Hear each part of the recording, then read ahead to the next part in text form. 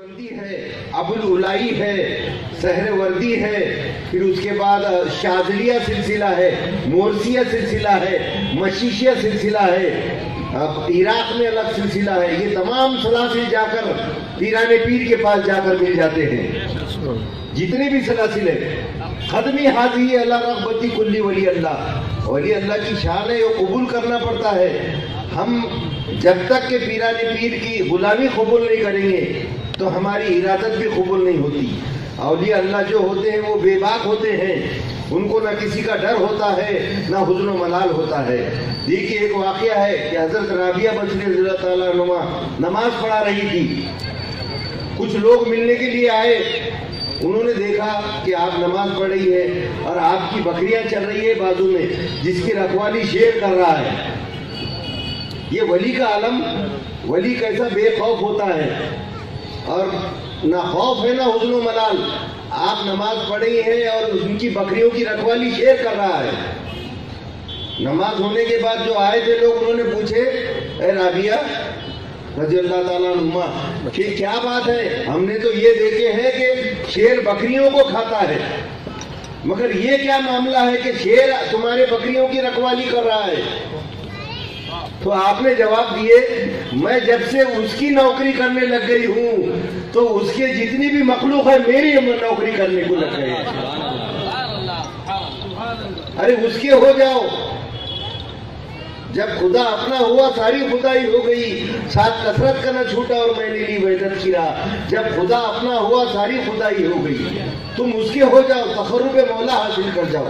وہاں کب ہوگا تقرب مولا حاصل؟ جب تک ہم کسی کے دستے ہاتھ پر بیعت نہ کریں. اولیاء اللہ کی یہ شان ہوتی ہے. ایک حدیث یاد آ رہی ہے، اس کے اولیاء اللہ کی شان میں ہے، اس لیے بیان کر دیتا ہوں کہ ایک بڑا گناہگار آدمی تھا جس نے 99 قتل کر چکا تھا. 99 قتل کر چکا تھا. وہ گیا کسی فادر کے پاس، پادری کے پاس پوچھنے کے لیے، میں نے 99 خون کر چکا ہوں، مرڈر، کیا اللہ مجھے معاف کرے گا؟ تو انہوں نے کہا کہ نہیں معاف کرے گا، 99 خون کرا تو نے. تو وہ جو خونی تھا اس نے پادری کو بھی مار دیا. تو کتنے خون ہو گئے؟ ذرا زور سے بولو. ایسا لگتا کہ کوئی بیدار ہے اور کوئی سن رہا ہے. 100 خون ہو گئے. اب یہ اور پریشان، دل میں تلون مزاجی، بے چینی بڑھ گئی. پھر کسی مفتی عالم صاحب کے پاس گیا، بولے کہ کیا میرے گناہ اللہ تعالیٰ معاف کرے گا؟ 100 خون کر چکا ہوں میں. تو آپ نے فرمایا بے شک اللہ معاف کرنے والا ہے. اللہ کے توبہ کے دروازے کھلے ہوئے ہیں. فلاں فلاں جگہ پر تم جاؤ جہاں پر اولیاء اللہ کی بستی ہے، اولیاء اللہ کی بستی ہے، وہاں پر تم وہاں پر جاؤ، کسی کے دست سے ہم پر بیعت کرو، اللہ تعالیٰ تم کو وسیلے سے معاف کر دے گا. یا ایھا الذین آمنوا وابتغوا الیہ وسیلہ، آپ کو اللہ تعالیٰ وسیلے سے معاف کر دے گا انشاءاللہ الرحمن.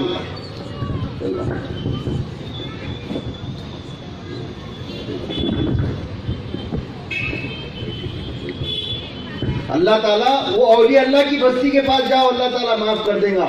اس شخص نے دل میں خیال کیا کہ اللہ تعالیٰ مجھے معاف کر دے گا انشاءاللہ الرحمن، اور میں اب نکلتا ہوں اولیاء اللہ کی بستی کی طرف.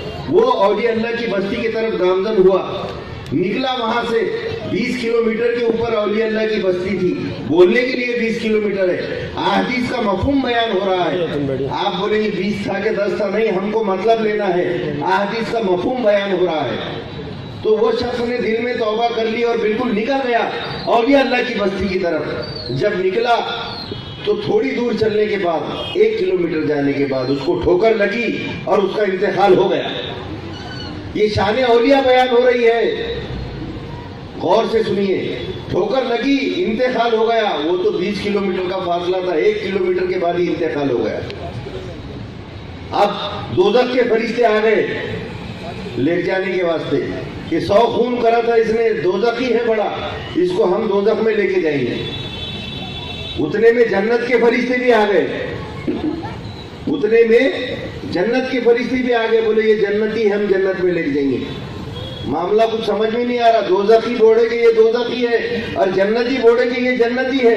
بات کیا ہے؟ اللہ کی بارگاہ میں حاضر ہوئے کہ آخر یہ تو 100 خون کرے ہوا ہے، دوزخی ہے. وہ بولے کہ نہیں انہیں معاف توبہ کر لیا تھا اور وہ اولیاء اللہ کی طرف جا رہا تھا اس لیے اللہ تعالیٰ نے اس کو معاف کر دیا. تو بولے نہیں اب جگہ گنی جائے گی, جگہ گنی جائے گی کہ نزدیک جگہ کون سی ہے.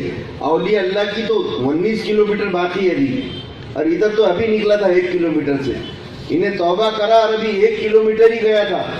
تو زمین گنو, جو قریب پڑی وہ لے کے جاؤ. دوزخ والوں کے قریب گری تو دوزخ والے لے کے جاؤ, جنت والوں کے قریب گری تو جنت والے لے کے جاؤ. دوزخ والوں سے تو 1 کلومیٹر تھی میاں, اور جنت والوں سے 20 کلومیٹر 19 کلومیٹر دور تھی. اللہ تعالیٰ نے زمین کو حکم دیا, حدیث کا مفہوم بیان کر رہا ہوں.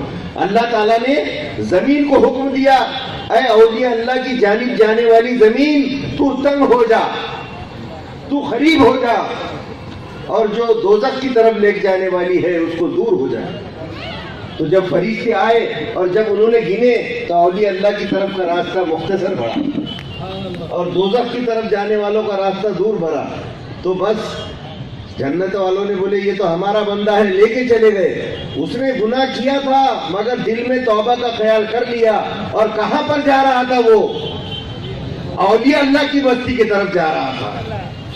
اولیاء اللہ نگاہیں مرد مومن سے بدل جاتی ہے تقدیریں, جو ہو ذوق یقی پیدا تو کٹ جاتی ہے زنجیریں. نہ تخت و تاج میں ہے نہ لشکر و سپاہ میں ہے, جو بات ایک مرد خلندر کی بارگاہ میں ہے.